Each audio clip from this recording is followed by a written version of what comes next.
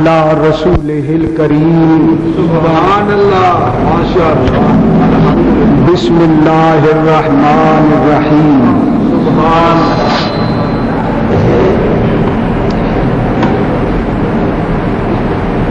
انک میت وانہم میتون سبحان اللہ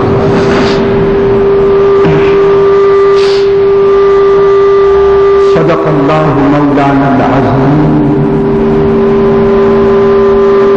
وصدق رسولہ النبی الکریم ونحن علی ذلک من الشاہدین والشاکرین والحمد للہ رب العالمین سبحان اللہ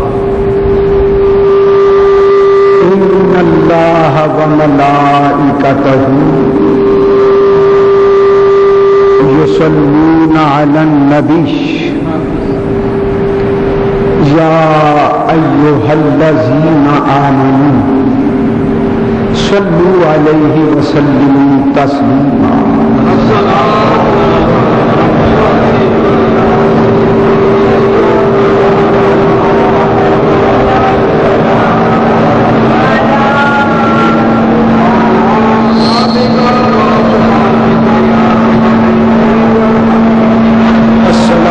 السلام علیکہ یا سیدی یا رسول اللہ وعلی آلک و صحابک یا حبیب اللہ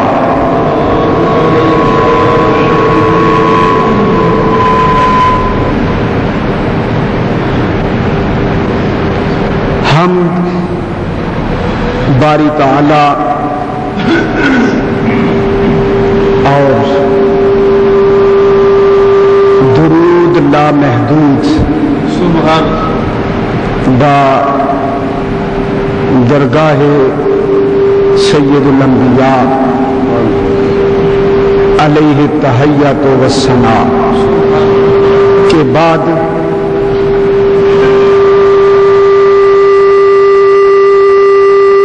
جو آیت مبارکہ تلاوت کی گئی ہے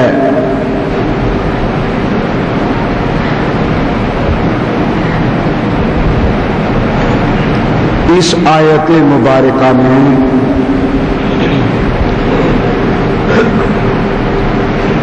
اللہ رب العزت جل جلالہ وعم نوالہ نے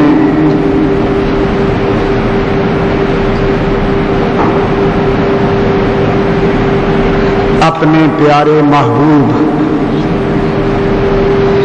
طالب و مطلوب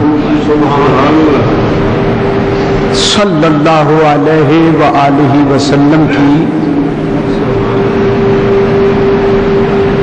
رحلت مبارکہ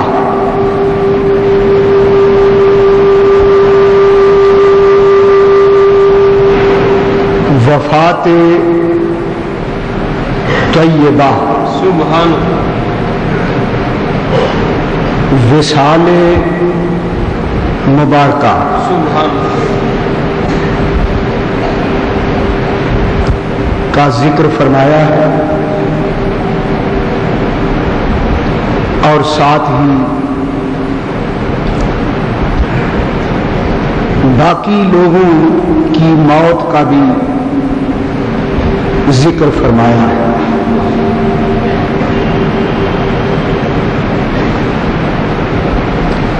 آج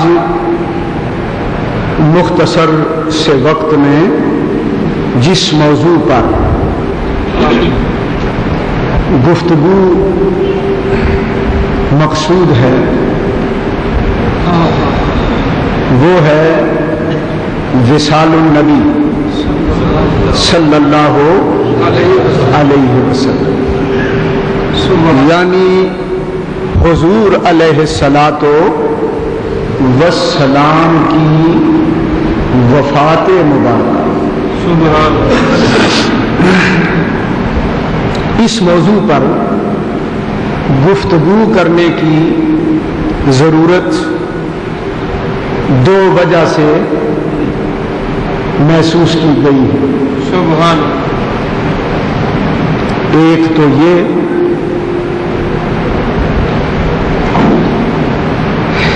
کہ یہ سفر المظفر کا مہینہ ہے،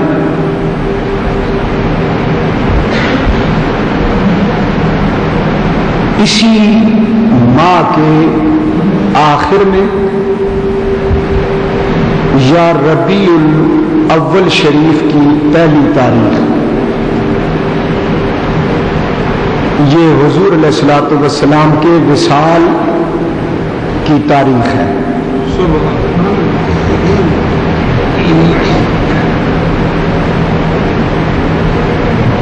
تو چونکہ یہ موقع ہے، مناسبت موجود ہے، حضور علیہ الصلوۃ والسلام کے وصال مبارک کے دن ہیں، اس لیے یہ ذکر ضروری خیال کیا گیا۔ سبحان دوسرا داعیہ جو میرے دل میں پیدا ہوا وہ یہ ہے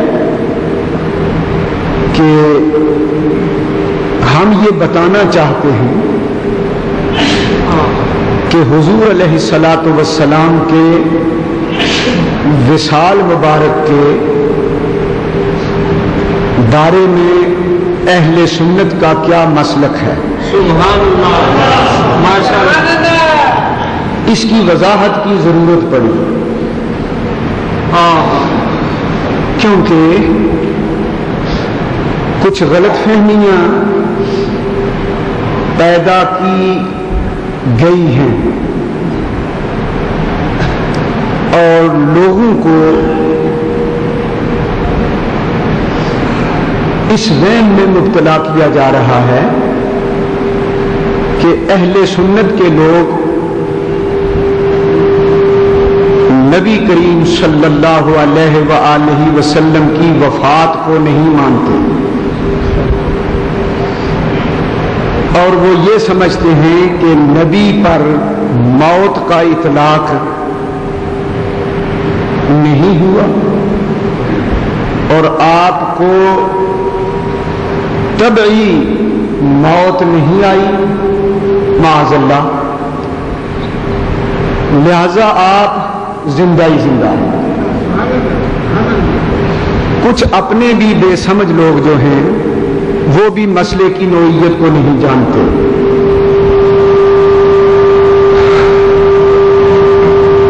تو ہمارے اپنے دوستوں کو بھی مسئلہ سمجھ میں آ جائے اور جو دوسرے بدنیتی کی بنا پر اہل سنت کے عقیدے کو مسخ کر کے پیش کرتے ہیں، ان کے سامنے بھی وضاحت ہو جائے، شاید ان میں سے کسی کو توبہ کی توفیق نصیب ہو جائے اور وہ اپنی بری عادتوں اور برے عقیدوں سے باز آ جائے۔ اس جذبے کے تحت یہ چند معروضات پیش خدمت ہیں، سبحان توجہ سے سماعت فرمائیں۔ سبحان اللہ، حضرات محترم، پہلی بات یہ ہے کہ یہ جو مشہور کیا جاتا ہے کہ حضور علیہ الصلوۃ والسلام کی وفات 12 ربیع الاول کو ہوئی، لہذا 12 ربیع الاول کو میلاد کی خوشی نہیں کرنی چاہیے، یہ ایک مغالطہ ہے، ایک دھوکہ ہے، اور دھوکہ دینے والے لوگ بڑی چالاکی کے ساتھ سیدھے سادے عامۃ المسلمین اہل سنت کو اس قسم کی گفتگو کر کے پریشان کر دیتے ہیں۔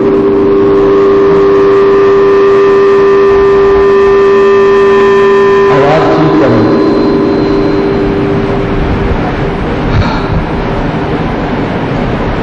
حقیقت حال یہ ہے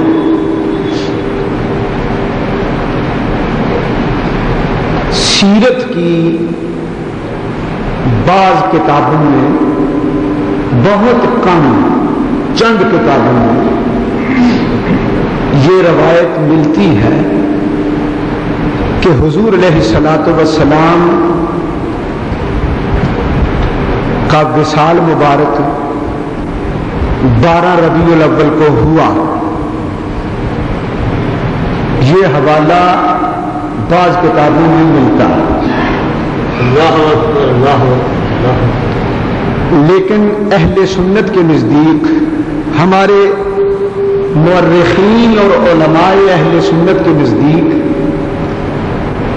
یہ بات پایہ ثبوت کو نہیں پہنچی. سبحان اللہ. تحقیق اس کے برعکس ہے.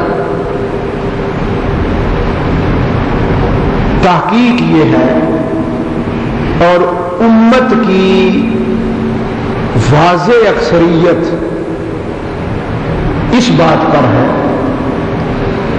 اور سیرت کی تمام بڑی بڑی کتابیں اس بات کو بیان کرتی ہیں کہ حضور علیہ السلام کی ولادت تو 12 ربیع الاول کو یقینی اور اجماعی بات ہے. لیکن آپ کا وصال 12 ربیع الاول کو ہونا یہ بات یقینی نہیں اور ثابت بھی نہیں. یہ ہے ہمارا عقیدہ, ہمارا موقف اور مسلک. 12 ربیع الاول کو جو لوگ 12 وفات کہتے ہیں ان کا یہ کہنا غلط ہے.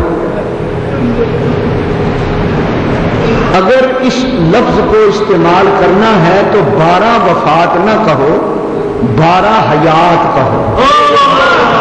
اگر کہنا اس کو 12 حیات, 12 وفات کا لفظ غلط ہے. امت کی اکثریت کا اجماع ہو چکا ہے اس مسئلے پر کہ حضور کی وفات 12 ربیع الاول کو نہیں ہوئی. تو جدھر امت کے علماء, سیرت نگار, محدثین, مورخین کی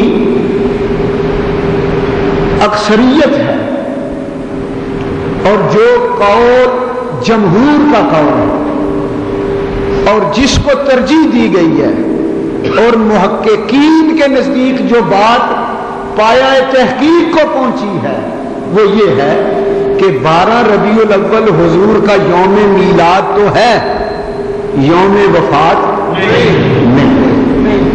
اکا دکا مورخین نے اگر 12 ربیع الاول کو یوم وفات لکھا بھی ہے تو اس کا کوئی اعتبار نہیں, کیونکہ امت کی اکثریت اس کے برعکس ہے.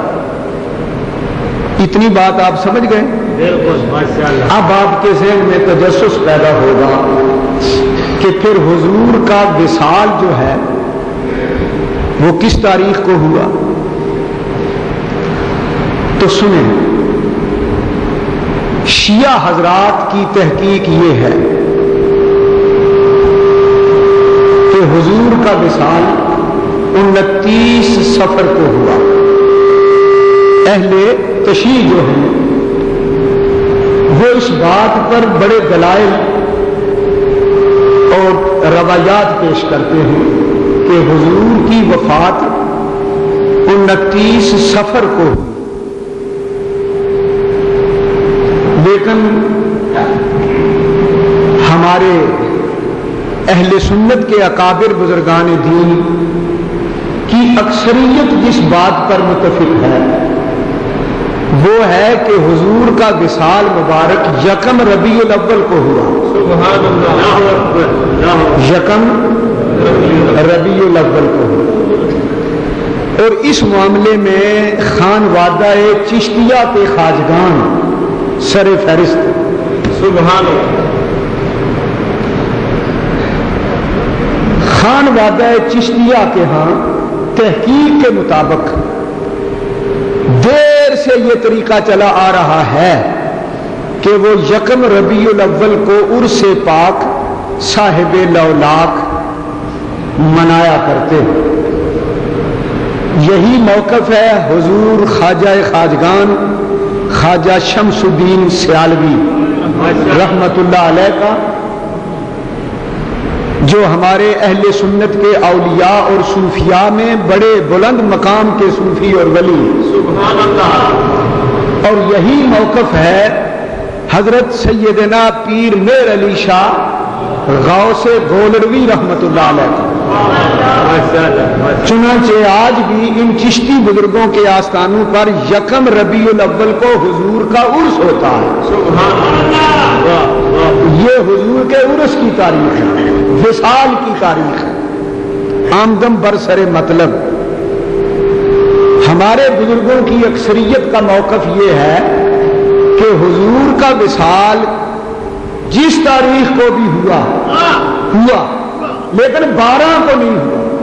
12 ربیع الاول کو وصال ہمارے بزرگ نہیں مانتے.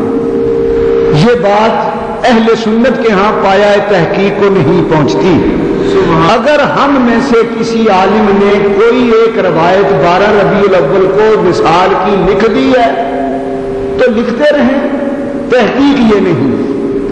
امت کی اکثریت کا اجماع یہ نہیں. حضرات محترم، اس نسبت سے مناسب معلوم ہوتا ہے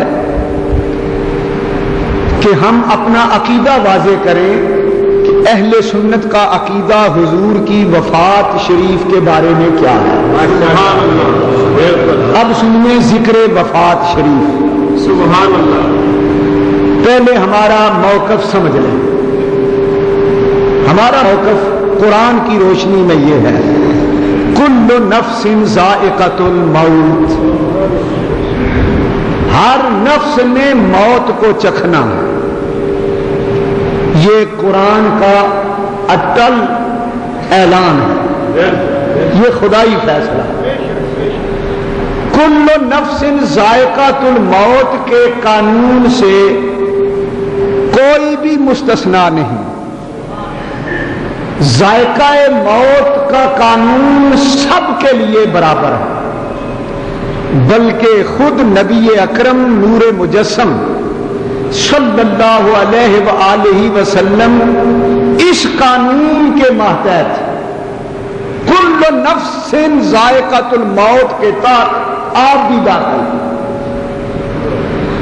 اور حضور علیہ الصلوۃ والسلام کی ذات اقدس سے زیادہ پیارا اللہ کے ہاں اور کون ہوگا.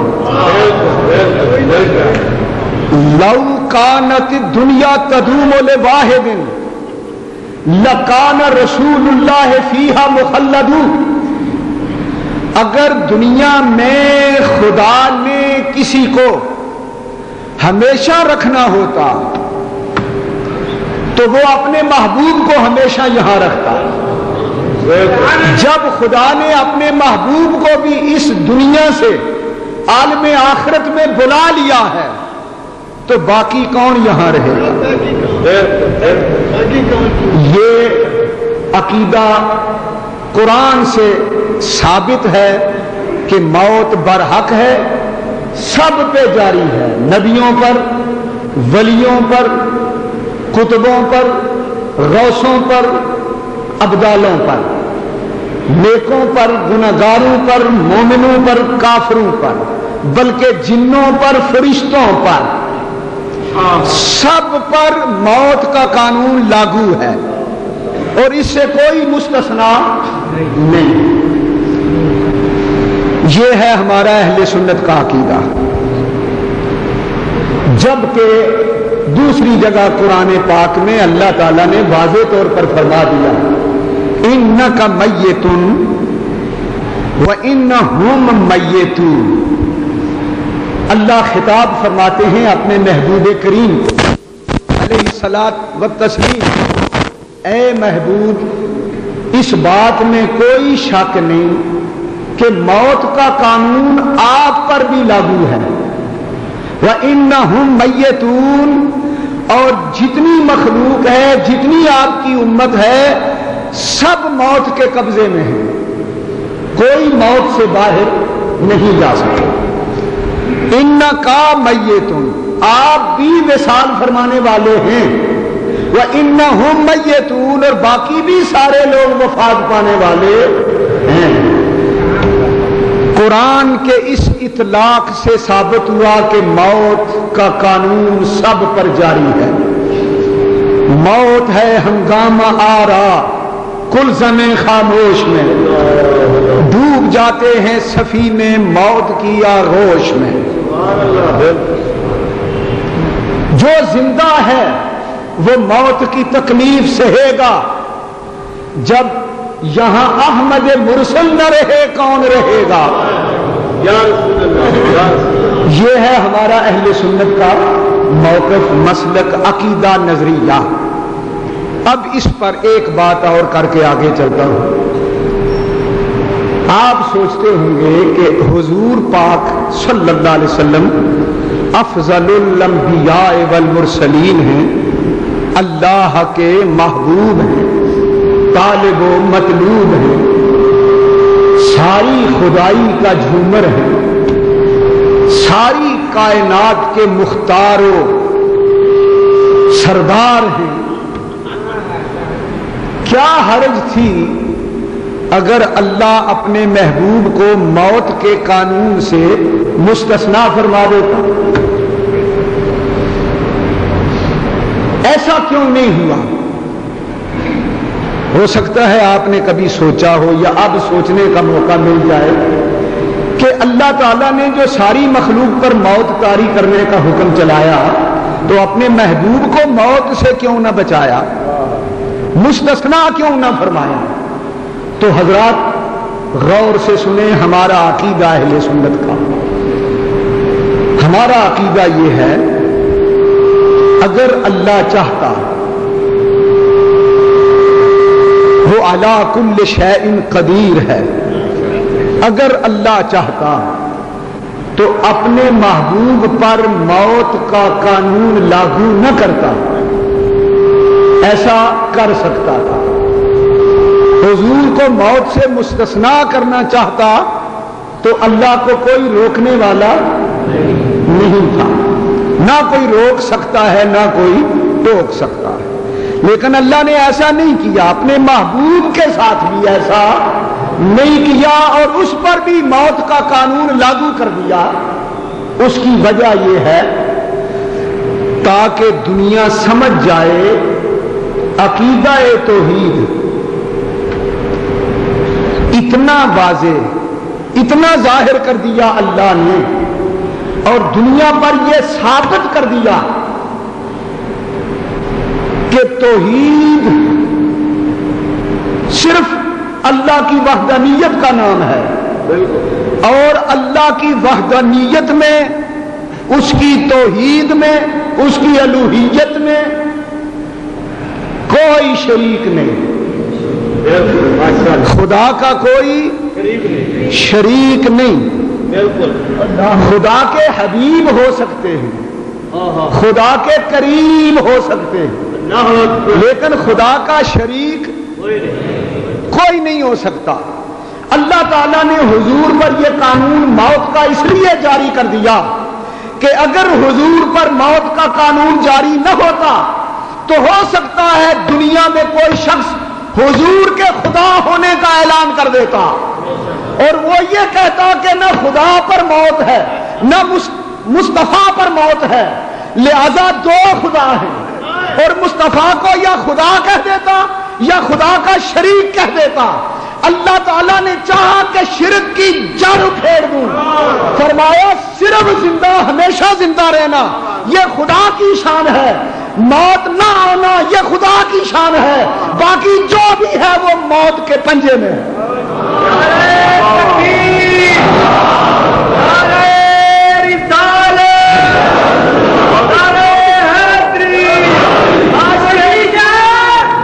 اس قانون سے خدا نے اپنی توحید کے مسئلے کو ابھار کر اجاگر کر کے پیش کیا کہ اگر کوئی خدا کے قابل، خدائی کے قابل ہوتا تو اسے موت نہ آتی، پھر تم کہتے کہ جس کو موت نہ آئے وہ خدا ہوتا ہے۔ جب میرے محبوب پر بھی موت آ گئی ہے تو پھر میرے مقابلے میں تم کس کو خدا کہہ سکتے ہو؟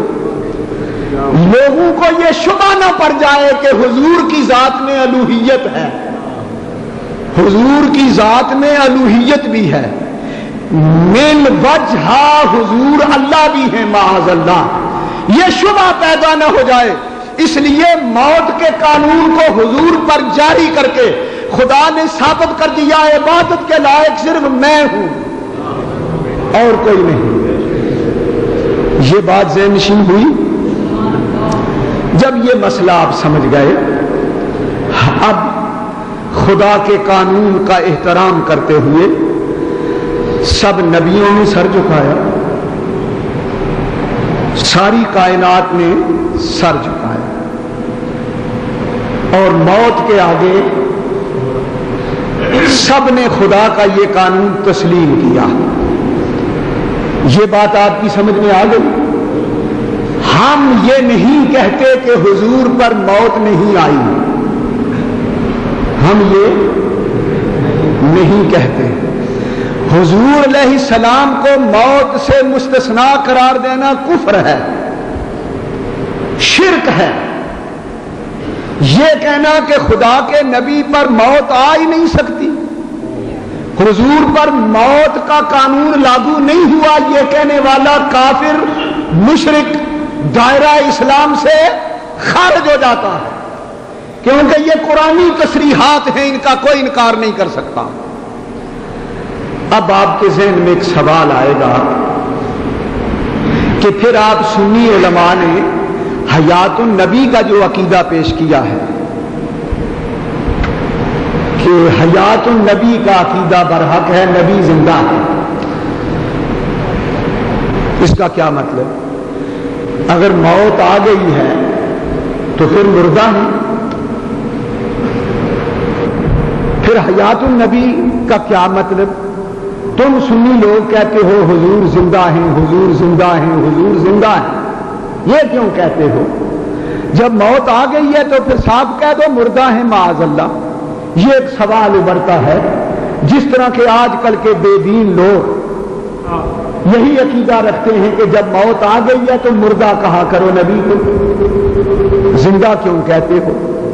اصل میں یہ ان کی جہالت ہے، بنیادی طور پر وہ جاہل ہیں، قرآن اور حدیث کی رمز سے ناواقف ہیں، اس لیے انہوں نے یہ شور مچا رکھا ہے نبی مر گیا، نبی مر گیا، نبی مردہ ہیں، نبی مردہ ہیں، قبر میں ان کے جسم کو مٹی کھا گئی ہے، قبر میں ان کا بچا ہی کچھ نہیں، وہ بس ختم ہو گئے، مٹ گئے، معاذ اللہ، استغفر اللہ۔ یہ عقیدہ گھڑ لیا اپنی طرف سے، یہ ان کی جہالت کی وجہ ہے۔ ہمارا جو عقیدہ اہل سنت کا ہے وہ اچھی طرح سمجھ لو، یہ ہے کہ سب پر موت آئی ہے، آئے گی، موت برحق ہے۔ حضور علیہ الصلوۃ والسلام پر بھی موت کا قانون نافذ ہوا، جاری ہوا، حضور پر موت آئی، یہ ہمارا ایمان ہے۔ موت کس کو کہتے ہیں؟ انفقاق الروح عن الجسد،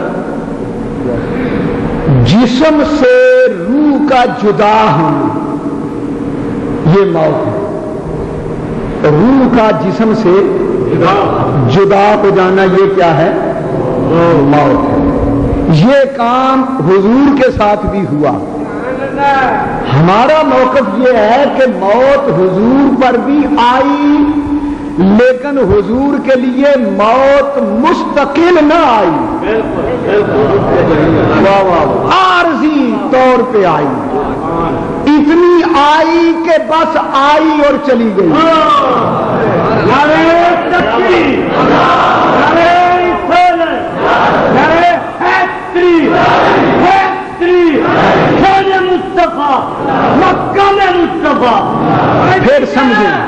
پھر سمجھیں اچھی طرح، حضور صلی اللہ علیہ وسلم کی ذات اقدس پر موت کا اطلاق بائی معنی ہے کہ خدا کا وہ قانون کہ ہر جسم سے روح جدا ہوگی وہ حضور پر بھی پورا ہو گیا، لہذا موت کا اطلاق حق ہو گیا حضور پر۔ لیکن حضور پر موت آئی، آ کر پھر موت مسلط نہ رہی،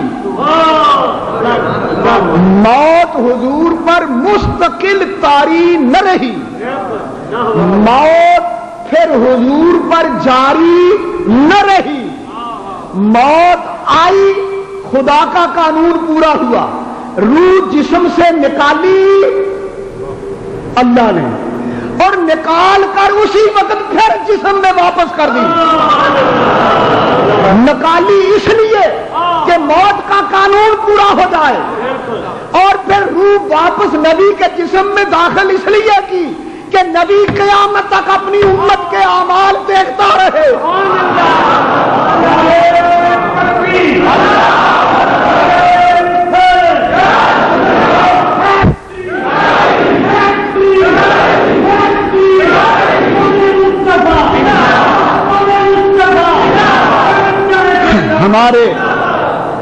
ہمارے اس عقیدے کو اعلی حضرت مولانا امام احمد رضا خان نے یوں بیان کیا، سمجھیے ہمارا عقیدہ اعلی حضرت کی زبان میں یوں ہے، انبیاء کو بھی اجل آنی ہے۔ سبحان اللہ، اچھی طرح سمجھو، انبیاء کو بھی اجل، اجل یعنی موت، انبیاء کو بھی اجل آنی ہے، مگر اتنی کہ فقط آنی ہے،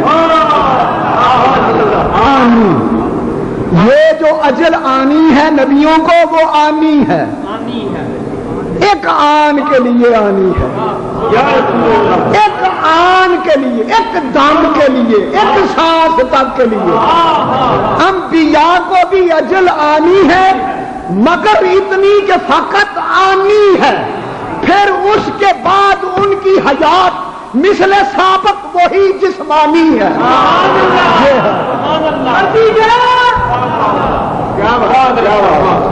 پھر اس کے بعد ان کی حیات مثل سابق وہی جسمانی ہے۔ جس طرح دنیا میں جسم کے ساتھ زندہ رہتے ہیں نبی، اسی طرح قبروں میں بھی جسم کے ساتھ زندہ ہے۔ یہ ہے ہمارا عقیدہ اہل سنت کا۔ یہ عقیدہ ہم نے اپنی طرف سے نہیں گھڑ لیا، یہ عقیدہ ہمیں قرآن نے بتایا ہے، یہ عقیدہ ہمیں حدیث پاک سے ملا ہے۔ سنیے جی، سبحان اللہ۔ اب نمبر وار تھوڑا تھوڑا آگے چلتا ہوں۔ حضرات، اللہ نے قرآن میں فرمایا انکا میتون وانہم میتون، اے نبی صلی اللہ علیہ وسلم بے شک آپ پر بھی موت آنے والی ہے، وانہم میتون، اور وہ بھی سارے مرنے والے ہیں۔ یہ ہے قرآن کی آیت۔ سبحان اللہ، قرآن اللہ کی کلام ہے، سبحان اللہ، کلام اللہ ہے، ماشاءاللہ ماشاءاللہ۔ اللہ کی کلام میں تضاد نہیں ہوتا، ایک بات، اللہ کی کلام میں تکرار نہیں ہوتا کہ پچھلے جملے میں جو بات کہہ دی ہے اگلے جملے میں بھی وہی کہے، یہ فصاحت اور بلاغت کے خلاف ہے۔ ہاں، بندہ اگر فصاحت اور بلاغت کے خلاف بات کرے تو کہتے ہیں کہ اس کی یہ کلام درست نہیں، تو خدا کس طرح بلاغت کے خلاف بات کرتا ہے؟ دیکھیں نا، اللہ تعالیٰ نے ایک چھوٹی سی آیت میں 2 مرتبہ موت کا ذکر کیا، انکا میتون وانہم میتون۔ ایک میت کا لفظ حضور کے لیے استعمال کیا، ایک میت کا لفظ امت کے لیے، مخلوق کے لیے، باقی مخلوق کے لیے استعمال کیا۔ سوال یہ ہے کہ اگر اللہ یوں کہہ دیتا انکا و انہم میتون، تو مطلب تو واضح ہو جاتا ہے، مطلب واضح ہو جاتا ہے، اے محبوب آپ بھی اور یہ ساری مخلوق بھی سب مرنے والے ہیں۔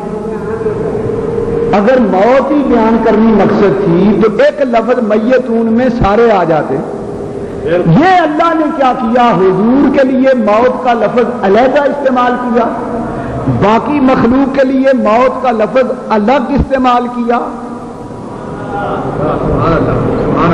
ایک جملے میں ایک بار ہی کہہ دیا جاتا انکم میتون، تم سارے مرنے والے ہو، تو اس میں حضور بھی آ جاتے، ساری دنیا آ جاتی۔ اللہ نے سب کو اس خطاب میں برابر شریک نہیں کیا، بلکہ حضور کے لیے لفظ موت کا انداز الگ ہے، باقی مخلوق کے لیے لفظ موت کا اطلاق الگ ہے۔ اگر سب کی موت موت ہی ہوتی اور سب کی موت ایک جیسی ہوتی تو ایک لفظ میں سب کی موت بیان کر دی جاتی۔ اللہ نے جو لفظ موت کو جدا جدا بیان کیا، حضور کے لیے لفظ موت الگ استعمال کیا، باقی لوگوں کے لیے الگ استعمال کیا، اس لیے تاکہ ثابت ہو جائے کہ جس طرح لفظ ایک جیسا میں نے استعمال نہیں کیا، اس طرح ان کی موت بھی ایک جیسی نہیں، ان کی موت ایک جیسی، نبی کی موت اور طرح کی، تمہاری موت اور طرح کی۔ موت کی نوعیت کو الگ الگ رکھنے کے لیے یہ بتا دیا کہ لوگوں جس طرح موت کا لفظ تم پہ صادق آتا ہے، میرے نبی پر بھی موت کا لفظ صادق آتا ہے، لیکن جس طرح تم پہ موت فٹ آتی ہے اس طرح میرے نبی پر موت فٹ نہیں آتی۔ تمہاری موت اور میرے نبی کی موت، اور نادانوں تمہاری موت تو یہ ہے کہ تم جی کے بھی مردہ، اور اس کی موت یہ ہے کہ وہ مر کے بھی زندہ۔ موت کا فرق بیان کرنے کے لیے قرآن میں اللہ تعالیٰ نے جدا جدا لفظ موت استعمال کیا، تاکہ کوئی یہ نہ سمجھ لے کہ جس طرح باقی لوگوں پر موت آتی ہے اسی طرح کی موت تاجدار مدینہ پر بھی آئی ہوگی۔ خدا نے کہا جاؤ جاؤ تم کون ہوتے ہو موت کے اطلاق میں میرے نبی کو شامل کرنے والے؟ موت دینا میرا کام ہے، تمہیں بھی موت دوں گا، یار کو بھی موت دوں گا، تمہاری موت دائمی ہوگی، اس کی موت عارضی ہوگی۔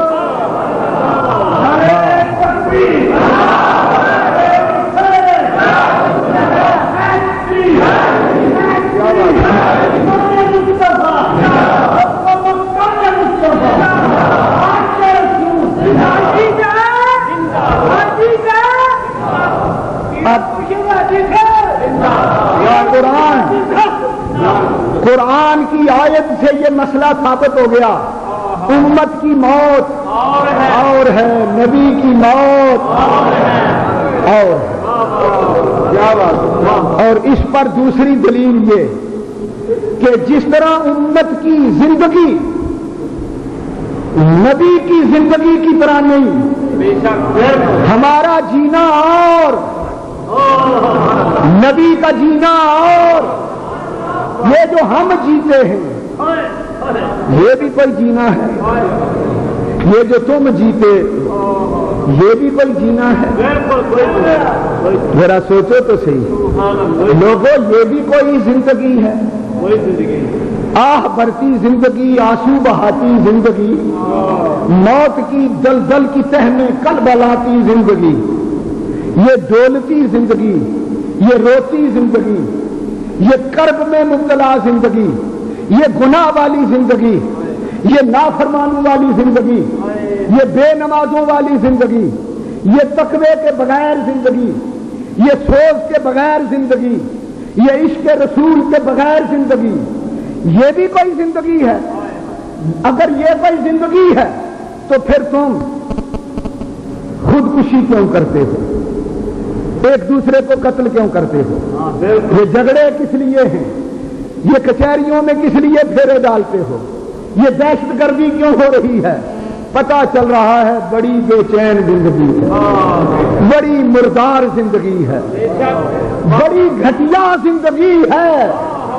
ارے ہماری زندگی کی تو بات ہی کوئی نہیں، تو ماننا پڑے گا میرے نبی کی زندگی، نماز والی زندگی، روزے والی زندگی، حج والی زندگی، زکات والی زندگی، بدر والی زندگی، احد والی زندگی، حنین والی زندگی، مکے والی زندگی، مدینے والی زندگی، عرش والی زندگی، میلاد والی زندگی، معراج والی زندگی، درودوں والی زندگی، سلاموں والی زندگی۔ میرے نبی کی زندگی ایسی ہے کہ ادھر سے مخلوق سلام کہتی ہے، ادھر سے خالق سلام کہتا ہے۔ یہ ہے اصل زندگی۔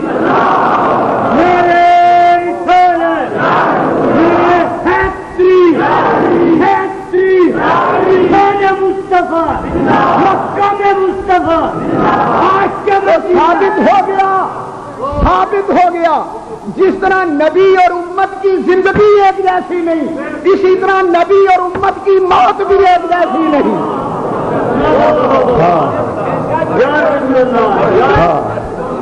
ذرا مل کے سبحان اللہ کے کہو، ذرا جھوم کے کہہ دو۔ نبی کی زندگی پر 14 طبق قربان ہو، نہ ہم نبی کی زندگی جیسی اپنی زندگی پیش کر سکتے ہیں، نہ نبی کی موت جیسی ہم موت پیش کر سکتے ہیں۔ آؤ تھوڑا سا آگے چلیں۔ سبحان اللہ، یا رسول اللہ، یا رسول اللہ۔ نبی کی موت کیسی تھی؟ سبحان اللہ۔ بس تھوڑی سی بات کرتا ہوں۔ سبحان اللہ۔ حضور کے وصال مبارک سے تھوڑی دیر پہلے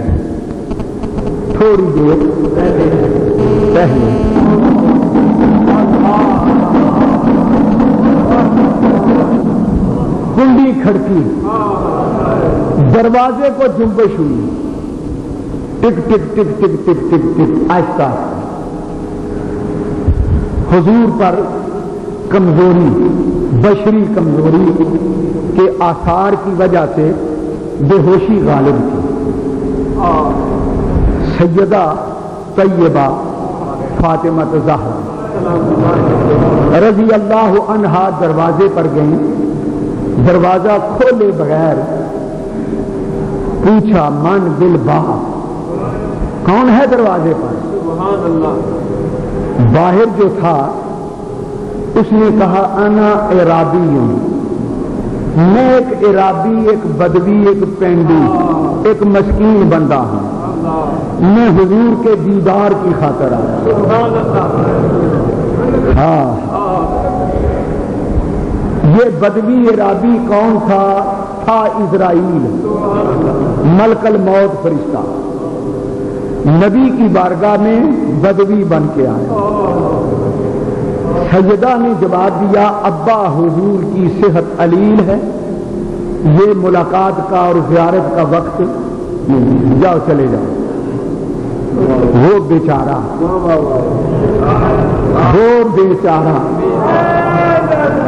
واپس ہو، کوئی آدھ پون گھنٹہ گزرا، پھر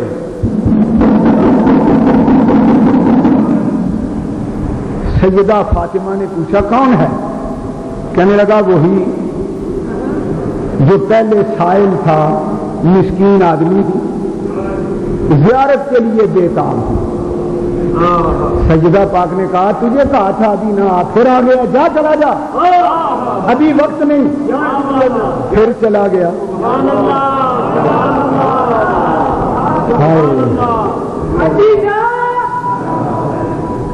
پتہ نہیں اس پر کیا گزرتی رہی۔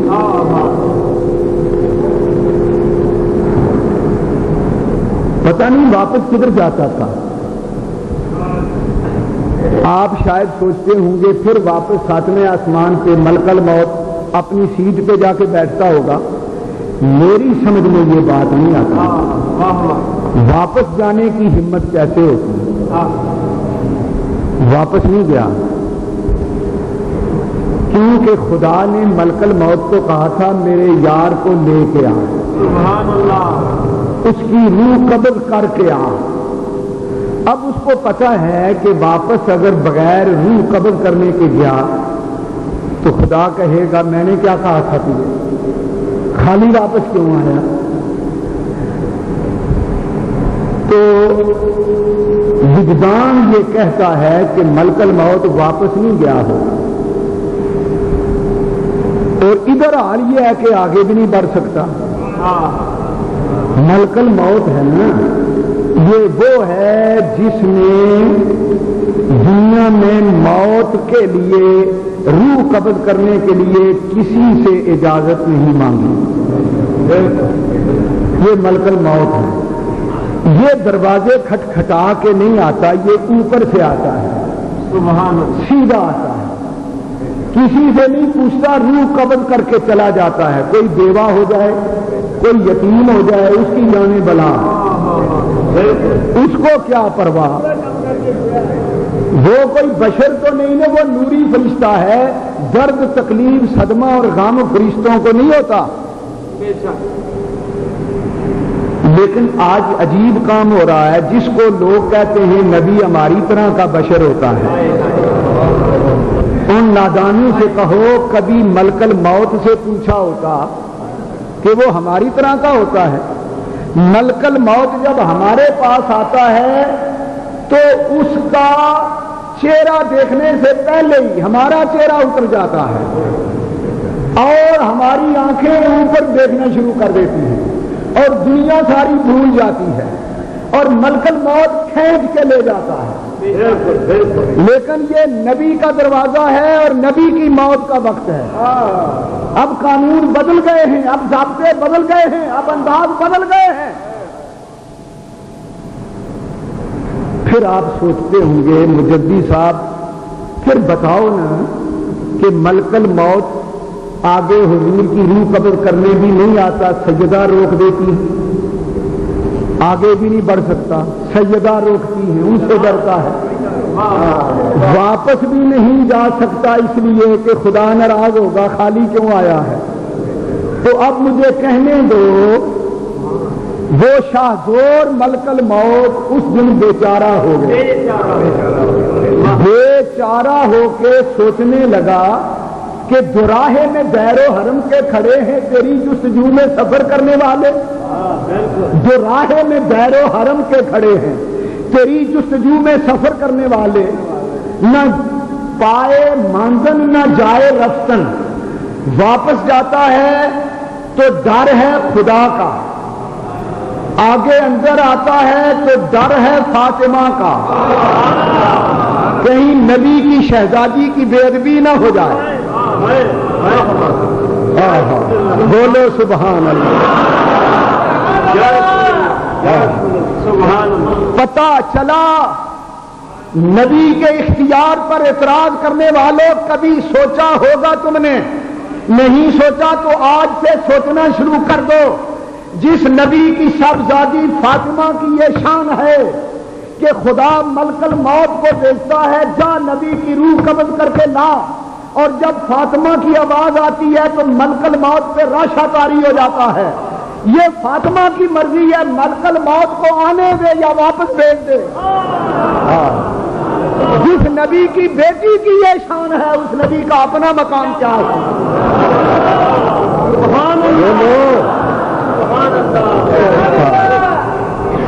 نبی کو اپنی ذات پر قیاس کر کے اپنی مثل بشر کہنے والوں خدا تمہیں ہدایت عطا کرے. تیسری بات,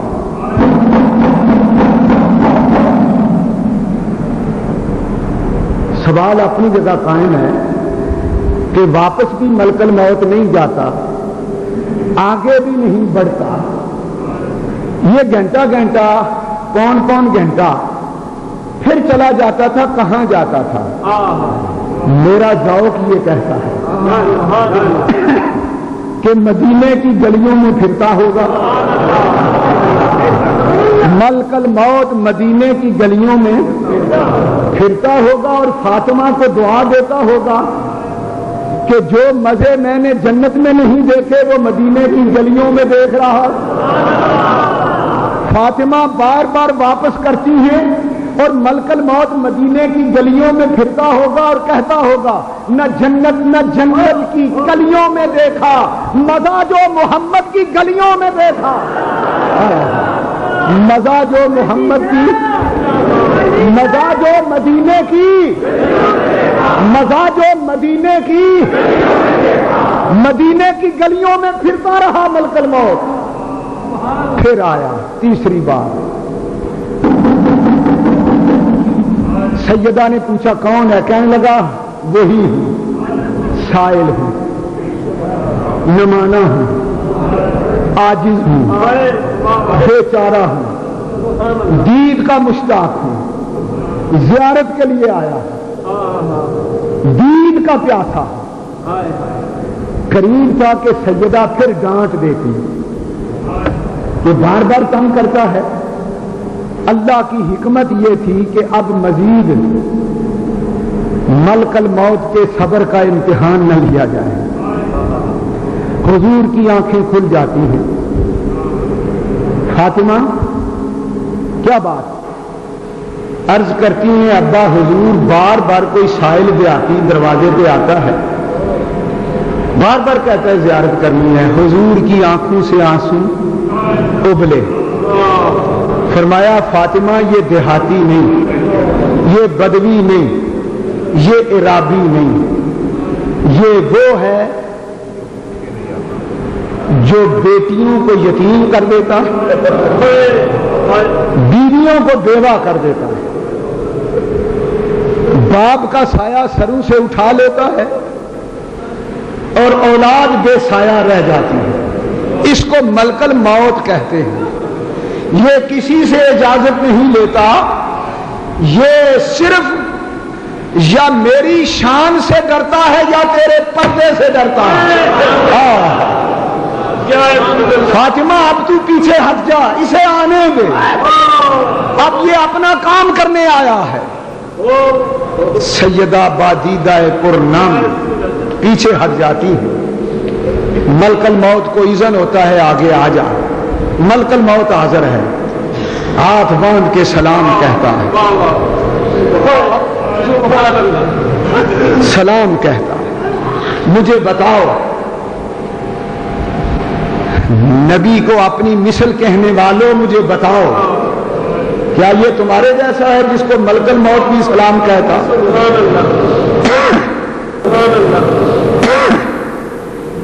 حضور جانتے تھے ملک الموت نے پہلے سلام عرض کیا. جانتا تھا نا موسیٰ علیہ السلام کے پاس بغیر سلام کے چلا گیا تھا. سنا ہے نا واقعہ؟ موسیٰ علیہ السلام کے پاس ملک الموت آیا تھا بغیر سلام، سیدھا اندر داخل ہو گیا. کہنے لگا اے موسیٰ لیٹ جا. آپ نے فرمایا لیٹتا ہوں، پہلے بتا کیا بات، ضرور نکالنا چاہتا ہوں. اچھا ذرا ادھر تو اس نے کہا میں ملک الموت ہوں. سیدھا ہاں جی کیا بات ہے؟ ایک تماچا مارا، یہ آنکھ نکل کر زمین پہ جا گئی. ملک الموت اسرائیل فرشتہ بھاگنے لگا، بھاگنے لگا. میں کدھر چلا ہے؟ کہنے لگا جی مجھے معاف کر دو، میں واپس چلا ہوں. ادھر سے خدا ناراض، کیوں واپس آ رہا ہے؟ یا اللہ میرا یہ اشر کرانا تھا، میں ملک الموت فرشتہ، تیرے نبی نے مجھے تماچا مار کے آنکھ نکال دی. آہا خدا نے کیا کہا؟ ملک الموت آنکھ نکل گئی خیر ہے، شکر کر تو بچ گیا. میرے موسیٰ کلیم نے جو کیا اچھا کیا، جا جا کے معافی مانگ. سبحان اللہ. اور جو وہ کہتا ہے وہ کر. ملک الموت اب جب دوسری بار آیا تو دور دروازے سے باہر، حضور اجازت ہے آ جاؤں؟ فرمایا پہلے کی طرح آگے کیوں نہیں آتا؟ کہنے لگا اب دوسری بھی نکلوا لوں، میں دور سے ہی بات کروں گا۔ فرمایا نہیں اب تجھے کچھ نہیں کہتا، آ جا قریب۔ کہنے لگا حضور معاف کرنا، مجھے معاف کر دو۔ فرمایا میں معاف کرتا ہوں، یہ تو کلیم اللہ ہے، میں نے تجھے ادب سکھایا ہے کہ جب حبیب اللہ کی بارگاہ میں جائے گا تو بغیر سلام کے نہ جانا، بغیر سلام کے کلیم کے پاس آیا تو تیری ایک آنکھ گئی، اگر حبیب اللہ کی بارگاہ میں بغیر سلام اور اجازت کے حاضر ہوا تو ہی جائے گا۔ اس لیے خبردار، نبیوں کا ادب ملحوظ رکھو۔ ملک الموت ہونا اپنی جگہ ہے، خدا کا نبی ہونا اور بات ہے۔ حضرات وہ سبق موسیٰ کلیم کا بتایا ہوا ملک الموت کو یاد تھا۔ پتہ ہے کیا کہتا ہے؟ السلام علیک یا رسول اللہ وقد بعثنی اللہ الیک سبحان اللہ وامرت ان اتیک۔ کیا مطلب؟ اے اللہ کے رسول پہلے ملک الموت کا سلام قبول کرو، میں اللہ کا بھیجا ہوا آیا ہوں، خود نہیں آیا۔ مجھے تیری قسم اے رون کے بزم میں خود آیا نہیں، میں لایا گیا، میں لایا گیا۔ حضور سنتے رہے، ہاں آگے بولو۔ کہنے لگا امرت ان اتیک، اللہ نے مجھے کہا ہے پہلے میرے نبی سے پوچھ لینا، جو وہ کہے اس طرح کرنا۔ امرت ان اتیک، دیکھو موت آ رہی ہے، پتہ چل گیا امتی کی موت اور ہے، نبی کی موت اور ہے۔ امتی کی موت یہ ہے کہ ملک الموت آ کے پوچھتا نہیں روح نکالوں کہ نہ نکالوں، نبی کی موت یہ ہے کہ ملک الموت کہتا ہے خدا نے یہ کہا ہے، اگر میرا نبی اجازت دے تو روح نکالنا، نہ اجازت دے تو خیر ہے واپس آ جانا۔ ہاں یہ ہے نبی کی موت۔ خدا نے جو قرآن میں باقی لوگوں کی موت کا ذکر الگ اور نبی کی موت کا ذکر الگ کیا، اس کا فلسفہ یہ ہے کہ دونوں موتوں میں فرق ہے۔ ہمیں جب موت آتی ہے تو ملک الموت رائے نہیں لیتا، مشورہ نہیں کرتا کیا خیال ہے، سمجھے بات؟ اور حضور کی بارگاہ میں کہتے ہیں امرت ان اتیک، اللہ نے کہا ہے محبوب سے پوچھ لینا، اگر محبوب کی مرضی ہوئی تو روح نکال لینا، اگر محبوب کی مرضی نہ ہوئی تو واپس آ جانا۔ اللہ بھی اپنے محبوبوں کی اتنی رعایت کرتا ہے۔ کیسی موت ہے؟ جب ملک الموت نے مشورہ لیا تو ایک روایت میں ہے کہ جبرائیل امین علیہ السلام بھی پاس کھڑے تھے، حضور نے ان کی طرف دیکھنا شروع کر دیا کہ جبریل تو ملک الموت کا بھی استاد ہے، اب تو بول کیا خیال ہے، کیا کرنا چاہیے؟ جبریل کی طرف حضور نے سوالیہ انداز میں دیکھا، جبریل سمجھ گئے کہ حضور میری مرضی پوچھنا چاہتے ہیں، تیری رائے کیا ہے؟ تو جبریل کیا عرض کرتے ہیں؟ جبریل عرض کرتے ہیں حضور پیغام تو خدا کا آپ نے سن ہی لیا، سلام بھی پہنچا، پیغام بھی پہنچا، اللہ نے آپ کو اختیار دیا، چاہیں تو آ جائیں چاہیں تو نہ آئیں، یہ تو آپ کی مرضی پر منحصر ہے، خدا نے بھی زور نہیں دیا، میں کون ہوں زور دینے والا؟ لیکن اگر آپ نے مجھے مشورہ مجھ سے لینا ہے تو میں کچھ عرض کروں؟ حضور نے اشارہ فرمایا ہاں کہو۔ جبریل کہنے لگے حضور مجھے اتنا ضرور پتا ہے، ان اللہ قد اشتاق الیک، اللہ تعالیٰ کو آپ کا بڑا شوق ہے، اللہ آپ کی ملاقات کا بڑا مشتاق ہے۔ کیسے لفظ ہے؟ حضور کے چہرہ انور پہ بشاشت، خوشی کی لہریں دوڑی۔ آپ نے فرمایا اے جبریل، اگر خدا کو میری ملاقات کا شوق ہے تو مجھے بھی خدا کے دیدار کا شوق ہے، چلو پھر مجھے لے چلو۔ لو جناب اجازت ہو گئی۔ پہلا فرق امتی کی موت اور نبی کی موت میں یہ ہے کہ امتی سے ملک الموت اجازت نہیں لیتا اور نبی سے اجازت لیتا ہے۔ کتنا بڑا فرق ہے، آگے چلیے۔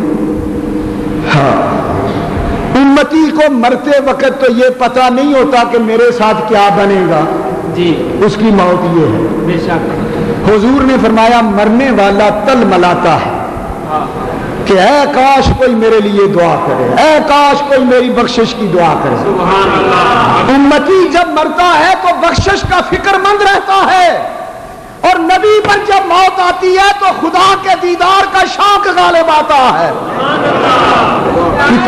کتنا فرق ہے اس موت میں اور اس موت میں۔ سبحان اللہ۔ آگے چلیے، اب روح کس طرح قبض ہوئی؟ حدیث میں آتا ہے حضور صلی اللہ علیہ وسلم کے ہاتھ مبارک میں مسواک شریف، مسواک فرما رہے تھے۔ حضرت سیدہ عائشہ صدیقہ ام المومنین رضی اللہ عنہا کی گود میں سر مبارک تھا۔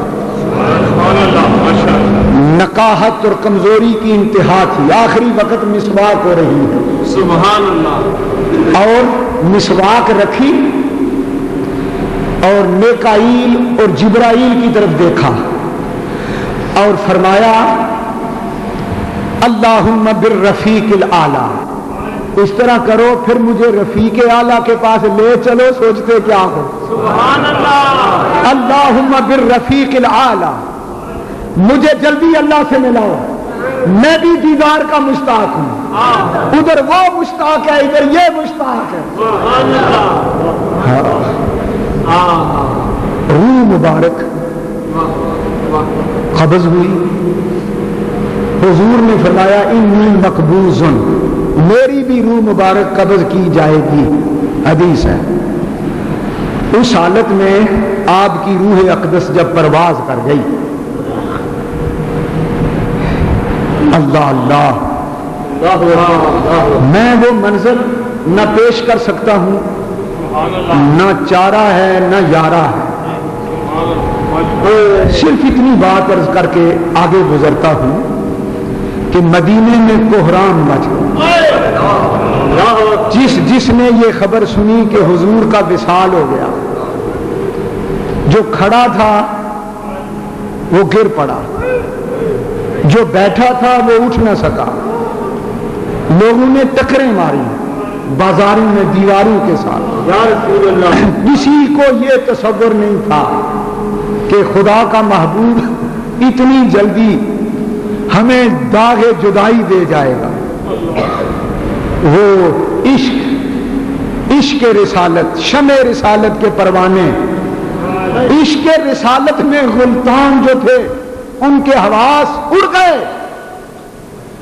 صحابہ کرام میں سب سے بڑا جری بہادر قوی ہیکل، اونچے لمبے قد والا، چوڑے ماتھے والا، چوڑے سینے والا، فولادی بازوؤں والا، جس کی ہیبت سے دنیا تھر تھر کانپتی تھی، وہ سیدنا فاروق اعظم تھے۔ حضور کے وصال کی خبر سن کر فاروق اعظم نے ننگی تلوار ہاتھ میں لی، مسجد نبوی کے سین میں اور مدینے کی گلیوں میں یہ آواز دے کے دوڑنا شروع کر دیا، خبردار جس نے کہا محمد مردہ ہے میں اس کو قتل کر دوں گا۔ میں نے اگر کسی سے سنا اس نے کہا خدا کا نبی مر گیا، عمر خدا کی قسم اسے زندہ نہیں چھوڑے گا، قتل کر دے گا۔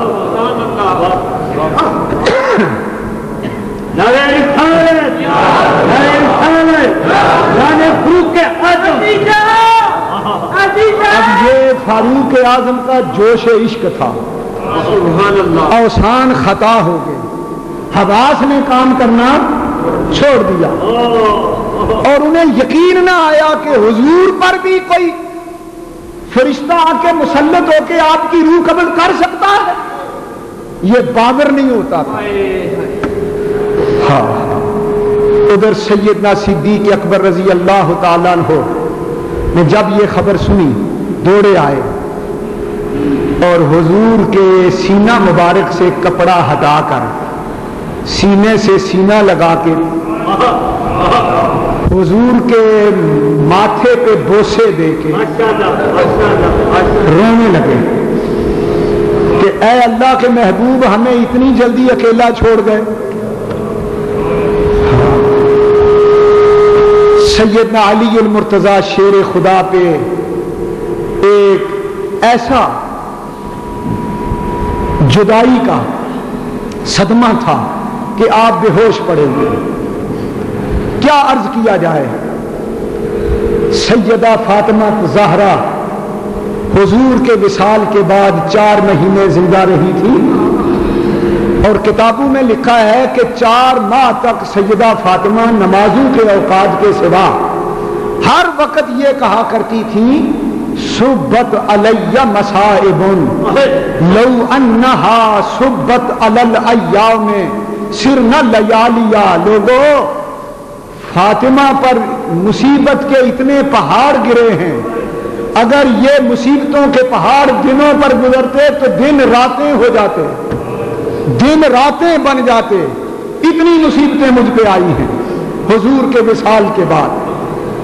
اور صحیح روایت کے مطابق جب حضور کی روح مبارک قبض کی ملک الموت نے، تو حضرت جبریل امین انسانی شکل میں صورت میں موجود تھے، اور جبریل امین کی آنکھوں سے آنسو جاری ہیں۔ روایات میں آتا ہے کہ جبریل زندگی میں کبھی نہیں رویا، صرف حضور کے وصال کے دن رویا۔ حضرات، دوسری روایت یہ ہے کہ ملک الموت فرشتہ جب حضور کی روح مبارک قبض کر کے اوپر چڑھتا ہے تو یہ آواز سنی گئی۔ حضرت علی رضی اللہ تعالیٰ عنہ روایت کرتے ہیں کہ مجھے ہوش آئی تو میں نے بھی یہ آواز سنی۔ آواز کیا تھی؟ واہ محمدہ، ہائے رنج و غم، آج اللہ کا نبی دنیا والوں سے جدا ہو کر صرف اپنے اللہ کو ملنے جا رہا ہے۔ زمین سے لے کے آسمان تک ملک الموت فرشتہ جاتا رہا، اور حضرت علی فرماتے ہیں میں یہی آواز ملک الموت کی سنتا رہا۔ ملک الموت نے کسی موت پر کبھی غم نہیں کیا، نہ غم اس کی عادت ہے، لیکن حضور کے وصال کے دن جبریل بھی رویا اور ملک الموت بھی رویا۔ واہ محمد، یہ اسرائیل کی آواز تھی۔ اللہ اللہ، سبحان اللہ۔ میرے آقا سرور کائنات صلی اللہ علیہ وسلم کے وصال مبارک کے بعد بہت کچھ ہوا۔ اب کفن اور دفن کا مسئلہ، غسل اور کفن کا مسئلہ۔ حضور نے زندگی میں وصیت فرمائی تھی کہ مجھے جب غسل میت دیا جائے، آخری غسل دیا جائے، آخری غسل دیا جائے، حضرت علی کو وصیت فرمائی تھی رضی اللہ عنہ۔ تو مدینے میں ایک کنواں ہے جس کو بیر غرس کہتے ہیں۔ حضور نے فرمایا اس کنویں میں جنت کا پانی ہے، بیری کے پتے لانا اور بیر غرس کا پانی پتے ڈال کر اس پانی کو جوش دینا اور اس سے مجھے غسل دینا۔ سبحان اللہ۔ آخری غسل حضور کو دینے والوں میں نمایاں نام حضرت علی المرتضیٰ شیر خدا رضی اللہ عنہ کا ہے، اور حضرت عبداللہ ابن عباس رضی اللہ تعالیٰ عنہ۔ روایات میں آتا ہے کہ جس دن مولا علی شیر خدا پیدا ہوئے تھے تو انہیں پہلا غسل حضور نے اپنے ہاتھوں سے دیا تھا. پہلا غسل علی کو حضور نے اپنے ہاتھوں سے دیا تھا اور اپنی زبان مبارک علی کے منہ میں رکھ کے کہا تھا اسے چوس لو, میری زبان کو چوس لو. اللہ اللہ. تو کسی نے سوال کیا کہ حضور علی کو غسل دینے میں آپ نے سبقت کیوں فرمائی؟ فرمایا اس لیے کہ علی کو پہلا غسل میں دوں گا اور علی آخری غسل مجھے دے گا. حضرت علی مرتضی شیر خدا نے آخری غسل حضور کو دیا. ایک دن مولا علی شیر خدا فرمانے لگے, لوگوں میں نے مشکات نبوت سے علم سیکھا ہے. میرے پاس کتنا علم ہے؟ تمام 14 طبق کی کائنات کے علوم آسمانی کتابوں میں ہیں. آسمانی کتابوں کے سارے علوم قرآن میں ہیں. قرآن کے سارے علوم سورت فاتحہ میں ہیں. سورت فاتحہ کے سارے علوم بسم اللہ میں ہیں. بسم اللہ کے سارے علوم بسم اللہ کی با میں ہیں. بسم اللہ کی با کے سارے علوم با کے لیے جو نقطہ ہے اس میں ہیں. وہ انا نقطہ تو تحت البا, اور میں جو علی ہوں یہ با کا نقطہ ہوں. میں با کا نقطہ.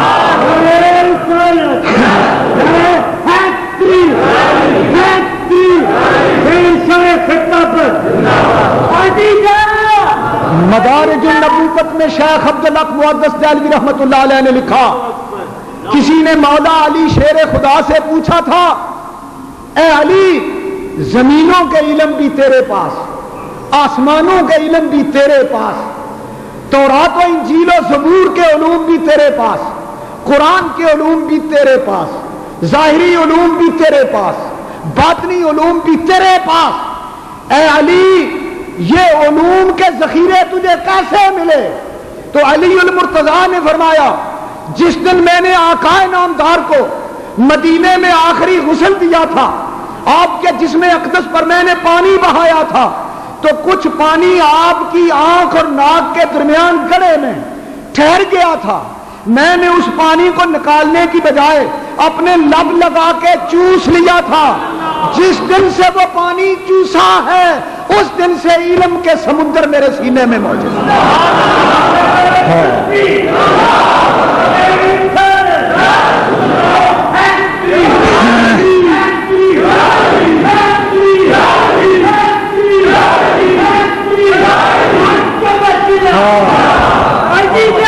میرے آقا سرور کائنات صلی اللہ علیہ وسلم کو غسل مبارک دینے کے لیے جب تیاری ہو گئی تو ایک مسئلے میں اختلاف پیدا ہوا کہ آپ کو غسل کس طرح دیا جائے.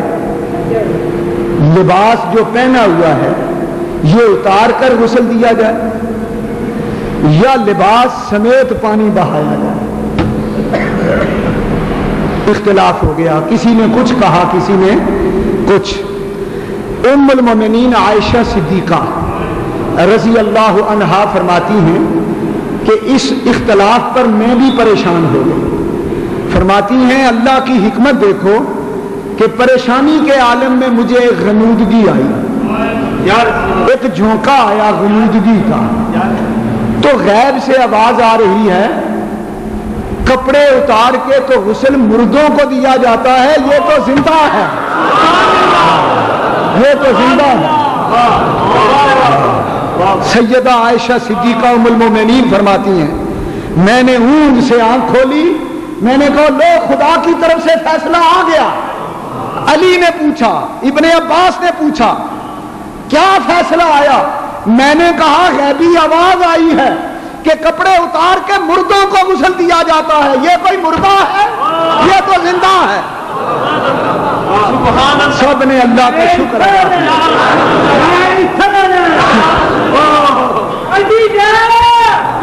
کپڑوں سمیت لباس سمیت غسل دیا گیا.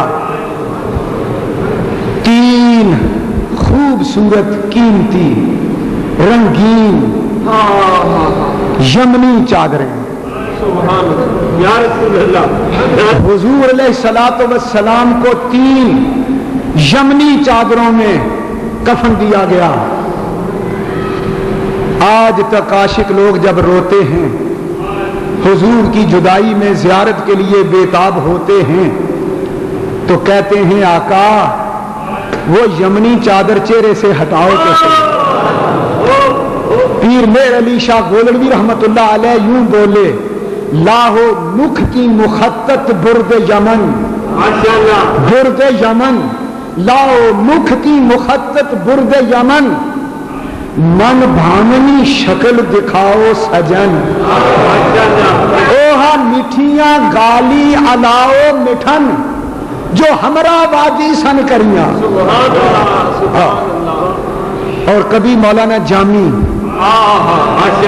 حضور کی زیارت کے لیے بےتاب ہوتے ہیں تو کہتے ہیں آقا چہرے سے برد یمانی ہٹاؤ تو صحیح. اور کبھی مولوی غلام رسول قلعہ میاں سنگھ والے رحمت اللہ علیہ جب چٹھی لکھتے ہیں تو وہ کہتے ہیں دیو زیارت دیو جلوہ اٹھا برد یمانی نہیں تے ہو چکی یہ زندگانی حبیبہ رب دیا ایک بار آنی میرا اے حال اکھی ویخ جانی. عاشق آج تک حضور کی زیارت کے لیے جب بےتاب ہوتے ہیں تو یہی اپیل کرتے ہیں برد یمانی ہٹاؤ تو صحیح. 3 یمنی چادروں میں حضور کو کفن مبارک دیا گیا. ہاں اب جنازے کی نوبت آئی. اللہ اکبر.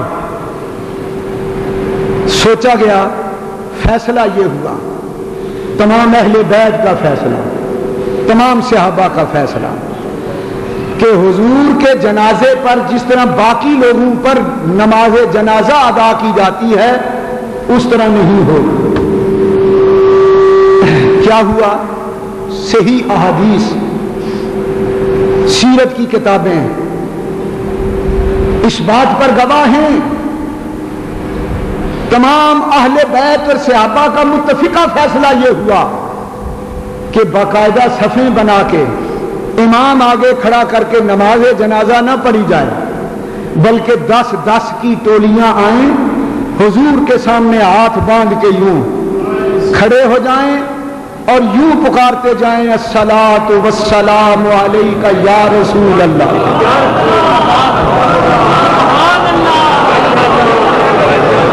میرے آقا سرور کائنات کے لیے جنازہ کس طرح ہوا؟ باقاعدہ صفیں باندھ کے نماز جنازہ کی طرز پر نہ ہوا بلکہ جو آتا گروہ در گروہ الصلاۃ والسلام علیک یا رسول اللہ پڑھ کے آگے گزر جاتا. سبحان اللہ. سوال یہ ہے کہ حضور پر نماز جنازہ کیوں نہ پڑھی گئی؟ اس کی وجہ حضرات محترم توجہ فرمائیں.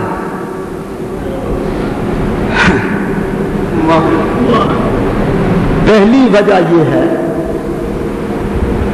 کہ حضور پر نماز جنازہ کی طرح اس لیے نہ پڑھی گئی کہ سوال یہ تھا کہ اگر نماز جنازہ کی طرح نماز پڑھیں حضور پر تو پھر یوں پڑھنا پڑے گا اللہم اغفر لحینا ومیتنا. یہی پڑھی جاتی ہے نا دعا اے اللہ بخش دے سب زندوں کو بخش دے سب مردوں کو. تو اگر یوں پڑھی جاتی تو حضور کو مردہ کہا جاتا لفظ میت نہ بولا جاتا. صحابہ نے یہ برداشت نہ کیا کہ حضور کے وصال کے بعد کوئی آپ کو مردہ کہہ کے پکارے. بولو سبحان اللہ. کتنا پیارا عقیدہ ہے. وہ مولوی جو 2-2 فٹ لمبی داڑیاں رکھ کے ماتھے پہ محراب ڈال کے شور مچاتے ہیں نبی مردہ نبی مردہ، مر گیا مر گیا مر گیا مر گیا، کچھ نہیں رہا کچھ نہیں رہا، استغفر اللہ۔ یہ گستاخ مولوی صحابہ سے ادب سیکھیں، انہوں نے نماز جنازہ اس لیے نہ پڑھی کہ امتی کو کیا حق ہے نبی کو مردہ کہے۔ ایک بات، دوسری بات یہ تھی کہ اگر حضور کی نماز جنازہ پڑھی جاتی جس طرح باقی لوگوں کی پڑھی جاتی ہے تو یوں کہا جاتا اللہم اغفر لحینا و میتنا، اے اللہ بخش دے، تو یہ بخشش کی دعا حضور کے لیے بھی ہوتی، سب کے لیے ہوتی اور حضور کے لیے بھی، اور بخشش کی دعا اس کے لیے کی جاتی ہے جس کی بخشش میں کوئی شک ہو۔ اے امتی کون ہوتا ہے؟ امتی کی جرت کیا ہے؟ امتی کی جسارت کیا ہے کہ وہ نبی کے لیے بخشش کی دعا مانگے؟ ارے بخششیں تو نبی کے قدم چومتی، بخششیں تو نبی کے قدم چومتی۔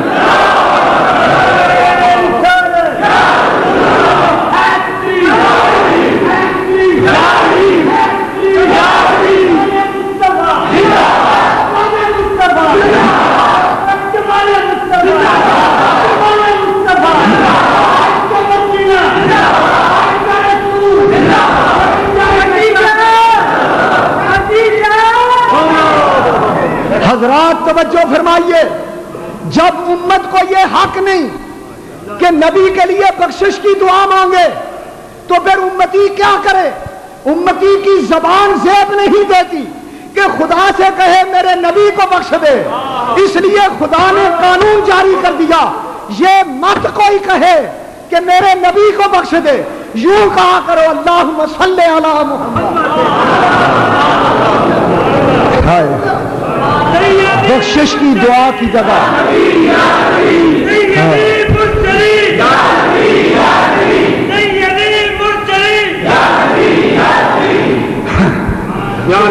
حضرات، چونکہ نبی کے لیے بخشش کی دعا مانگنا یہ بے ادبی ہے، جس کی بخشش میں شک ہو اس کے لیے دعائیں مانگی جاتی ہیں۔ یہی وجہ ہے کہ بات کہنے لگا ہوں، سبحان اللہ، حضور نے اللہ سے اذن مانگا تھا کہ میں اپنی ماں کی قبر پہ جانا چاہتا ہوں، اللہ نے کہا جاؤ اجازت ہے۔ پھر حضور نے کہا میں اپنی ماں کی بخشش کے لیے دعا کروں، اللہ نے کہا کوئی ضرورت نہیں۔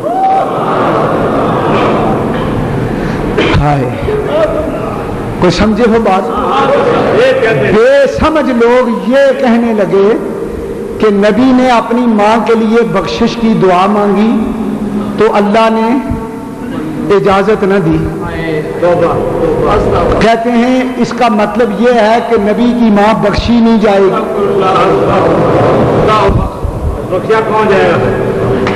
میں پوچھتا ہوں، کبھی بچوں اور بچیوں کی نماز جنازہ پڑھی ہے؟ بچوں اور بچیوں کی نماز جنازہ میں ان بچوں کے لیے بخشش کی دعا ہے؟ نہیں، روکا گیا ہے۔ معصوم بچوں کے لیے بخشش کی دعا نہ کرو، وہ تو بخشوانے والے ہیں۔ آہا سبحان اللہ، واہ واہ واہ۔ یہ چھوٹے چھوٹے مسلمانوں کے بچے جب مر جائیں تو ان کے جنازہ میں بخشش کی دعا شامل نہیں، وہ تو بخشے بخشائے ہیں، ان کے لیے مت کہو یا اللہ اس بچے کو بخش دے، وہ تو ماں باپ کو بخشوانے والے ہیں۔ سبحان اللہ، یہ بچے بخشوانے والے ہیں۔ حدیث ہے، حضور علیہ السلام نے فرمایا کہ جو چھوٹے بچے، شیر خوار بچے یا پیٹ میں کچے بچے مر جاتے ہیں ان کے ماں باپ کو مبارک ہو۔ سبحان اللہ، جن ماں باپ کے چھوٹے بچے شیر خارگی کے عالم میں یا پیٹ میں مر جائیں، وہ بچے قیامت کے دن خدا سے جھگڑا کر کے ماں باپ کو بخشوا لیں گے۔ سبحان اللہ، جب حضور نے یہ حدیث ارشاد فرمائی تو सैयदा उम्मुल मोमिनीन आयशा सिद्दीका रजी अल्लाह अन्हा गमनाक हूँ, नमनाक हूँ। उनके यहाँ भी हुजूर से कोई औलाद ना थी, तो फौरन रो कर सवाल करती हैं, हुजूर अगर कोई मेरे जैसी हुई जिसका बच्चा ही कोई नहीं हुआ ही नहीं, न पेट में फौत हुआ न शीर खारगी में फौत हुआ, तो जिनका बच्चा ही कोई नहीं उनका क्या बनेगा? फरमाया उनको मैं बख्शवाऊंगा, उनको मैं जो हूं बख्शवाने वाला। पता चला जो बख्शे हुए हूं उनके लिए बख्शिश की दुआएं नहीं की जाती। हुजूर ने अर्ज की, या अल्लाह मैं अपनी मां की कब्र पर जाना चाहता हूं। खुदा ने कहा इजाजत है। पता चला खुदा काफिरों की कब्र पर जाने से कुरान में रोकता है। वला तकुम अला कब्र ही, खुदा ने कुरान में ऐलान किया, महबूब किसी काफिर की कब्र पर न जाना। अगर हुजूर की वालिदा मोमिना न होती तो खुदा कब्र पर जाने की भी इजाजत न देता, लेकिन खुदा का कब्र पे जाना, इसकी इजाजत देना, यह इस बात की दलील है कि हुजूर की वालिदा मोमिना थी। बाकी रही ये बात कि बख्शिश की दुआ की इजाजत क्यों न दी, उसका फलसफा यही है कि बख्शे हूं के लिए बख्शिश की दुआ की जरूरत नहीं। बख्शे हूं के लिए जरूरत नहीं, इसलिए हुजूर को मां की बख्शिश के लिए दुआ करने की इजाजत ना हुई, क्योंकि वो बख्शी हुई थी। आखिरी लफ्ज बस हजरात,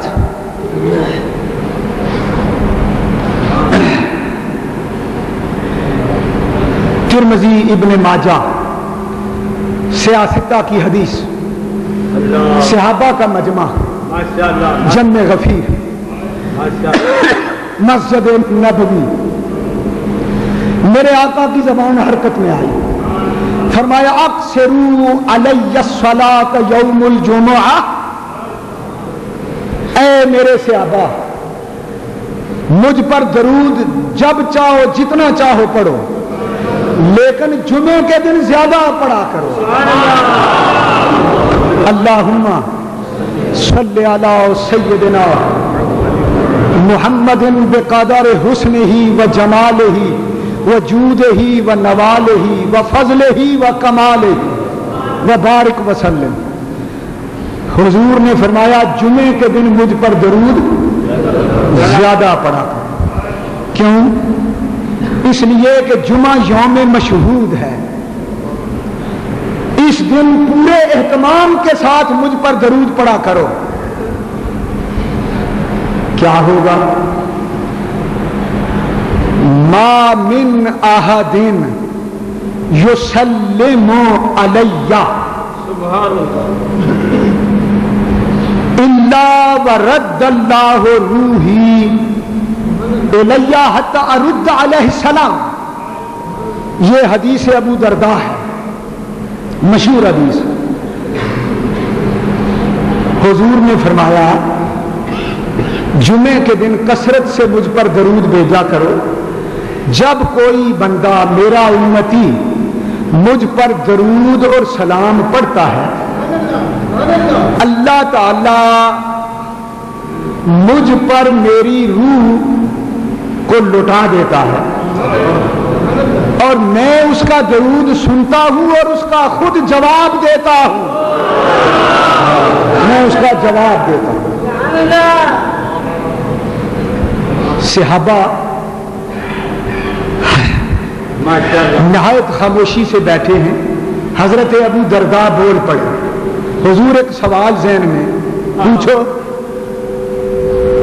हुजूर ये सिर्फ आपकी ज़ाहिरी जिंदगी में जब आप हमारे सामने हों तो हम दरूद पढ़ें और आप हमें उसका जवाब देंगे, या वफात के बाद भी मामला यूं ही चलेगा?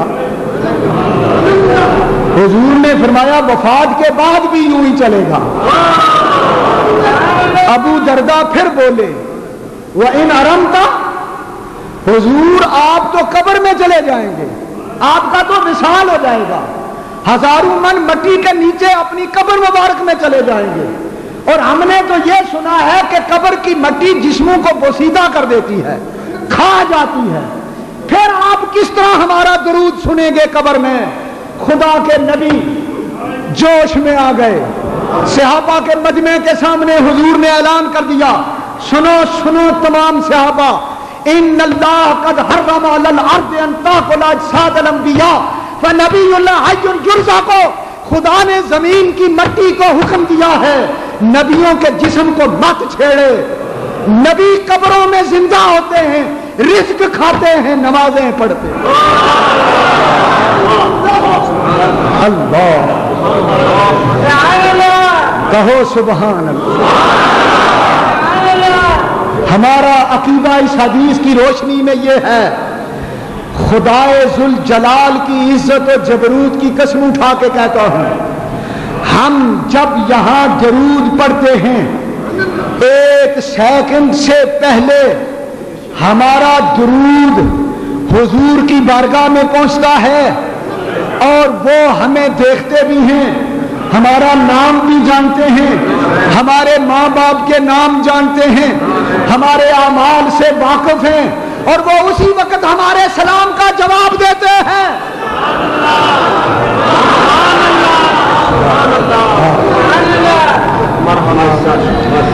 میرا ایمان ہے خدا کی قسم، یہ سارا مجمع اس وقت مدینے والے کے سامنے ہے.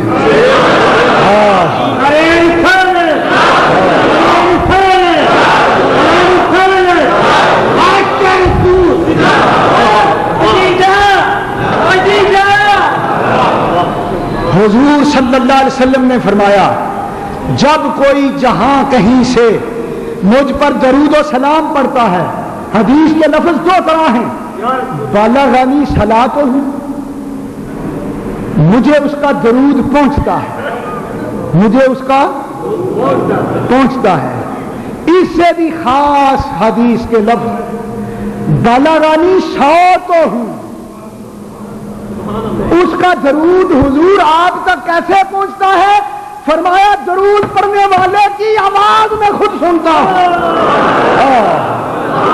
الصلاۃ والسلام علیک یا رسول اللہ وعلی آلک وصحابک یا حبیب اللہ. تو زندہ ہے واللہ،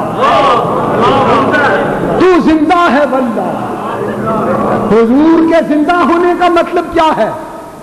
آپ پر وہ طبی موت روح کے جسم سے جدا ہونے والی آئی، اسی آن واپس لوٹا دی اللہ نے. یہ بات حدیث سے ثابت ہے. سبحان اللہ. ہاں. البدور السافرہ کے حوالے سے بات کرتا ہوں. قاضی القضات علامہ امام جلال الدین بلقینی رحمت اللہ علیہ سے کسی نے مسئلہ پوچھا کہ قیامت کے دن جب حضور مقام محمود پر سجدہ کریں گے تو وضو کس جگہ کریں گے؟ قاضی القضات چیف جسٹس حضرت علامہ امام قاضی جلال الدین سیوطی جلال الدین بلقینی رحمت اللہ علیہ نے فرمایا، مجھے قسم ہے رب ذوالجلال کی، مدینے کے اندر حضور نے زندگی میں جو آخری وضو کیا تھا اسی وضو سے حشر کے میدان میں مقام محمود پہ سجدہ کریں.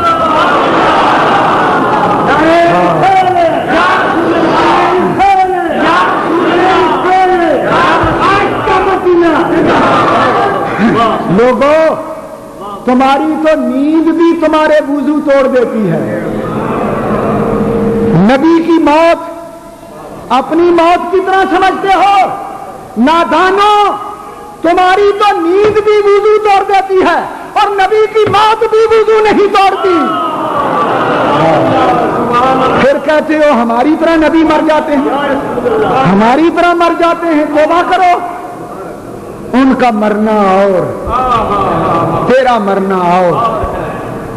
حضور کے جسم سے روح نکلی، ملک الموت نے قبض کی، موت کا اطلاق ہو گیا نا، موت ثابت ہو گئی. اب اللہ کی عادت یہ ہے کہ جب روح کسی کی قبض ہوتی ہے تو کافر کی روح سجیین میں بھیجی جاتی ہے اور مومن کی روح علیین میں بھیجی جاتی ہے۔ خدا کے ہاں دو ہی جگہ ہیں روح کے منتقل کرنے کی، جسم سے نکالی کافروں اور گناہگاروں کی سجیین میں، مومنوں کی علیین میں۔ اب روح ٹھہرنے کے دو ہی مقام تھے۔ خدا نے دیکھا کہ یار کی روح کہاں ٹکائی جائے،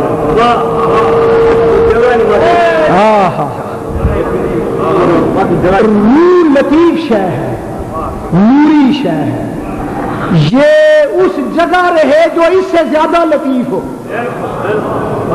نہیں سمجھے بات؟ کافروں کی روحیں کثیف ہیں، وہ کثیف جگہ میں رکھی گئی۔ مومنوں کی روحیں ان سے لطیف ہیں، وہ علیین کی لطیف جگہ میں رکھی گئی۔ اور نبی کی روح 14 طبق سے زیادہ لطیف ہے۔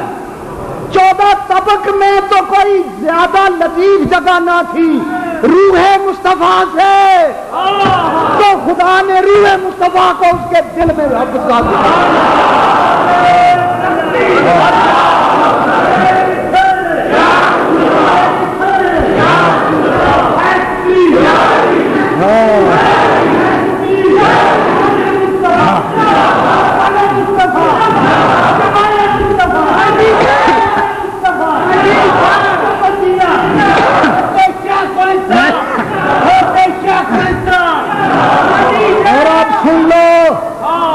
ایمان کا عقیدہ یہ ہے کہ آج سے 1400 سال پہلے مدینے میں حضور کے جسم سے روح نکالی گئی، اور پھر چونکہ روح مصطفیٰ کے رکھنے کے لیے کوئی روح سے زیادہ لطیف جگہ خدا کے پاس اور تھی ہی نہیں۔ خدا نے روح مصطفیٰ سے زیادہ لطیف کسی کو بنایا ہی نہیں۔ پھر سنو، خدا نے روح مصطفیٰ اپنے نور سے بنائی تھی۔ خدا نے روح مصطفیٰ اپنے نور ذاتی سے بنائی تھی۔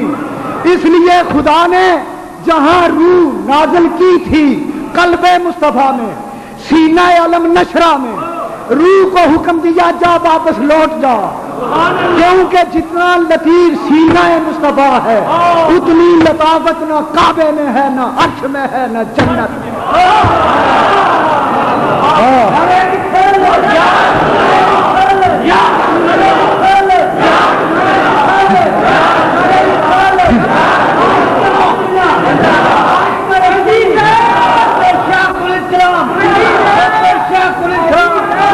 ہمارے نزدیک وفات النبی اور حیات النبی کا مسئلہ یہ ہے کہ دل اپنی طلب میں صادق تھا، گھبرا کے سوئے مطلوب گیا، دریا ہی سے وہ موتی نکلا تھا، دریا ہی میں جا کے ڈوب گیا۔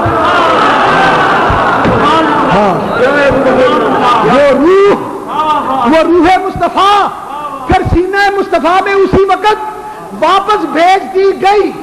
اب قیامت تک نہیں، قیامت کے بعد بھی ابد الآباد تک، ازل الازال سے ابد الآباد تک میرا نبی زندہ ہے، زندہ ہے، زندہ زندہ۔